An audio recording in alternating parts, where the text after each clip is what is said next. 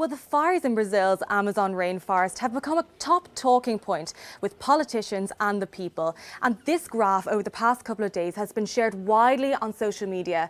It's by NASA, their Fire Information for Resource Management Systems.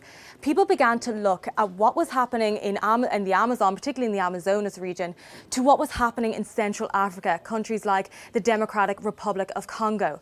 Well, we wanted to know what exactly this graph shows. What are these red dots? Well, we talked to Professor from Johannesburg, and this is what he had to say.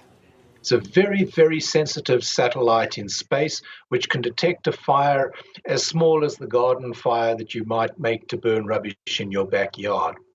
And so it simply counts the number of hot spots it sees. You can't translate that directly into area burned because a lot depends on whether that fire is burning in an open, visible area or whether it's burning under the canopy of a tree.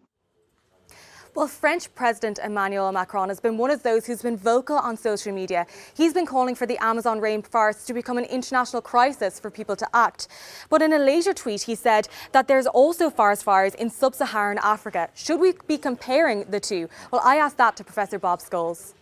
So just because the number of fires seems far greater in Africa than it is in Brazil, that doesn't mean necessarily that the ecological damage is greater in Africa than in Brazil. It depends where they're burning and exactly how much area is burned, which you can't tell from those number of hot pixels.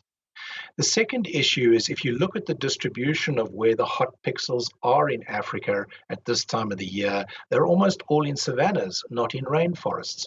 Now, it's not a good idea for rainforests to burn. That's extremely damaging to them and to the biodiversity they contain. But savannas have to burn. It is part of their evolution. They've burned for the last 7 million years, and there's nothing unusual about that. So some scientists calling for context as these fires continue.